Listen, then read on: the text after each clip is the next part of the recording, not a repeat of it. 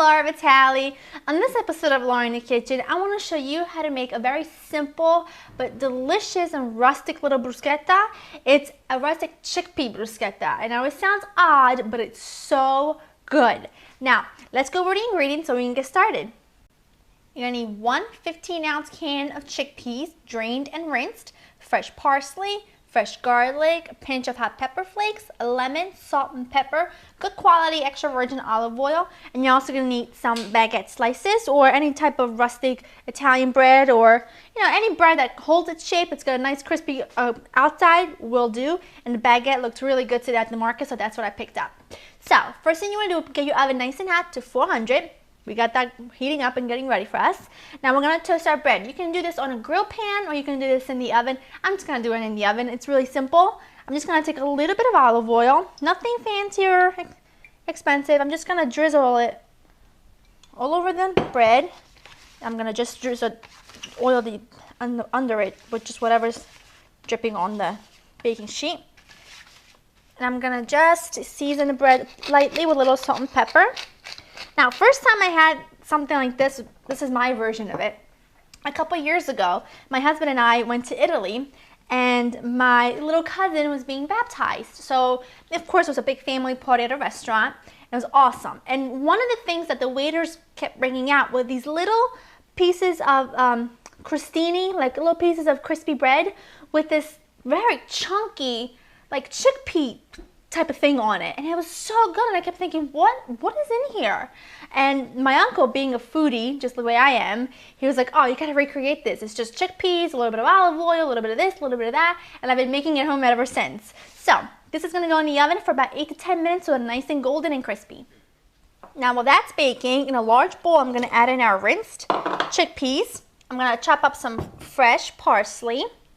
And this is one of those super quick, easy appetizers that you can whip up in minutes. And let's face it, these are basic ingredients, but did you ever think of making a little bruschetta out of it? I know I didn't until I tried it. And then I fell in love with it. So I've been making it a lot ever since.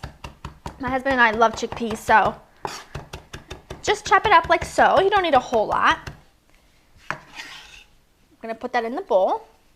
Move the bowl closer to me. Now I'm going to season this with salt and pepper. I'm starting with the salt first. Shocker. I usually always start with the pepper. Like that. A pinch of hot pepper flakes because this had dried chilies in it, which was really good. So I'm just going to do a little tiny pinch, like so. Some lemon juice. Now the lemon juice, you can put as much or as little as you want. Everything in here you can put as much or as little as you want. So what's so great about this recipe, you can customize it to your taste buds. I think I'm going to do the whole lemon because it is a small one, and I like the tanginess of it. This lemon has a lot of seeds though. Now you think I'm going to chop up the garlic and put it in here, but I'm not. If I do that, I think the garlic would be really overpowering because the chickpeas are so tender and mild, and when I was eating it I kept thinking, I taste garlic, but I'm not biting into garlic. And my uncle goes, Stunad. They just toasted it, cut the garlic in half, and rubbed it, and that's when you get that garlic flavor without biting on garlic. My Uncle Tony's a genius. So, I'm also going to add some really good extra virgin olive oil in here. About a tablespoon for this amount. And now, with a fork, I'm just going to stir this whole thing up, and with the back of a fork, I'm going to tilt my bowl a little bit so you can see. Using the back of the fork, I'm just going to start mashing the chickpeas. I want this to be really chunky. That's why I'm not using like a blender or a food processor, because it would take it too far. And using the back of a fork works just as well. This looks perfect. It's really chunky. It's going to hold on the bread really well. I'm just going to give it a quick little taste to see if we're good with the seasoning. That's perfect. It doesn't need anything else in my opinion. Now while that bakes, I'm just going to set this aside because as it sits, it gets like marinated a little bit and it tastes even better. When that's done, I'm going to show you how I'm going to rub that garlic on it and serve it up. We have our bread slices nice and crispy and hot. Now this is the crucial moment. You got to take a piece of garlic. I don't even peel it or anything. Just cut it in half so that the flesh is exposed. And while it's hot, you rub. I can smell it already. It's fantastic. Be careful not to burn your fingers because it is hot. But if this was cold, it would not do the job. I'm gonna switch to this now. Just rub it all over the hot bread. It's perfect. Perfect. Now I'm gonna drizzle the bread with a little bit of good olive oil. This is really the key here. We're gonna make this bread nice and flavorful. But nothing's overpowering. Everything is kind of gentle because the chickpeas are mild. They're not really heavily flavored. And now I'm just gonna spoon a little bit of this mixture on each one. Last one. That just needs a little bit more. Now I'm gonna finish this with a fresh squeeze of lemon. Not too much. Just a couple little drops. Just kind of brighten it up. Now I'm gonna go for a bite. Oh, ready for this.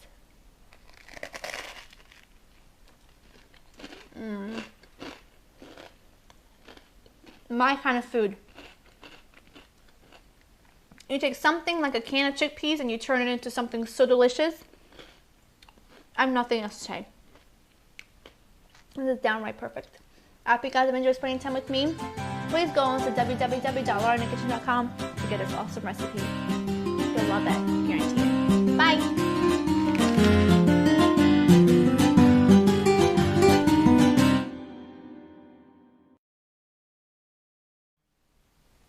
Today's Twitter question comes from Quinoa So. They asked, what do you think about healthy cooking? I love healthy cooking. I cook healthy a lot, but I do think that everybody needs to splurge once in a while. Once in a while, I don't mean every day. I definitely don't eat pasta every day. I don't eat cakes every day. I don't eat sweets every day. It's all about a balance. Treat your diet like you treat your bank account.